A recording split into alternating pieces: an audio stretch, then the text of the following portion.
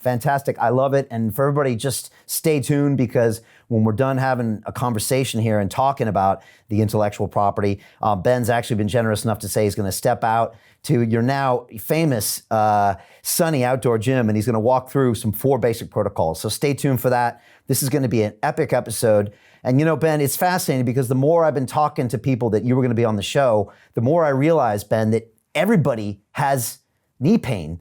And it restricts them from doing all sorts of things in their life. And so many people have just resigned themselves that I can't run, I can't ski, I can't pick my kid up, I can't this. It's this narrative in our head, I have lower back pain, where we just almost resign ourselves to no longer be human. And here's this guy, you, coming out, showing us these crazy vertical jumps with these protocols that look simple, and telling us that we can get our knees back and our lives back. It's amazing to see, and I want to go into detail today. And Ben, you've been blowing up this past year. I think there's a rule in marketing. It's called the rule of 7. I don't know if you heard of this, but it says a prospect needs to hear a message 7 times before they take action.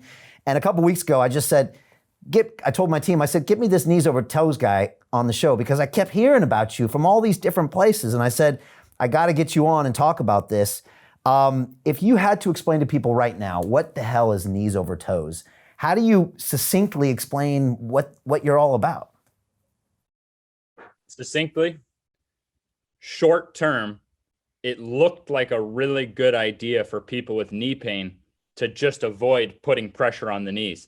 That's also a death sentence long term for your knees. Succinctly, that's what I do. So we've had 2 different fields evolving, fitness and medicine.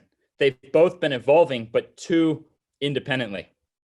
So seemed like a good idea to avoid the knees, maybe get surgeries for the knees, anti-inflammatory drugs, all kind.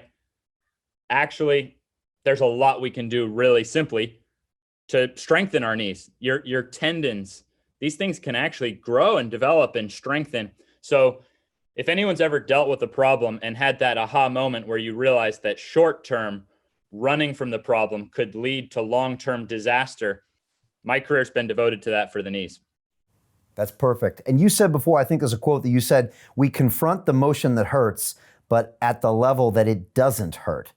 So you're all about walking people through, slightly less painful parts of the protocol to kind of bulletproof their knees so you can do things you never thought possible before.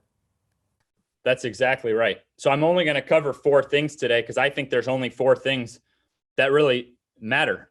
So that makes it simple right off the bat. And number 1 is the idea of walking backwards. So I was always told, don't let your knees over your toes. Don't let your knees over your toes. There's not actually science to substantiate that. It just seemed like a good idea. Oh, there's pressure on your knee when it goes over your toes. That would mean you can't walk downstairs. That would mean you can't walk backwards. For anyone who has a mirror nearby, stand sideways, look at yourself in the mirror. Then go like you're going to take 1 step backwards. Backward walking is just knees over toes. Not only has that been done for thousands of years in Chinese cultures to prevent elderly from getting arthritis and cartilage damage. So many people have even seen Chinese elderly out in fields walking backwards. Even in American studies, it showed that walking backwards was alone an effective screening process for falling in elderly, which is one of the leading causes of death and hospitalization, meaning the better you are with your knees over your toes, the more protected you are. But that's 1 of 4 points. And that breaks down into a lot of levels. So for athletes, I'm strapping them up to sleds and seeing, okay, which athlete starts the clock for 5 minutes? Which athlete is going to be able to drag that sled farther in 5 minutes? That's just a test of knees over toes. Super safe, low impact, best workout of your life. Cardio, you're even pushing through your toes. Think about flat-footed training. That's not normal either.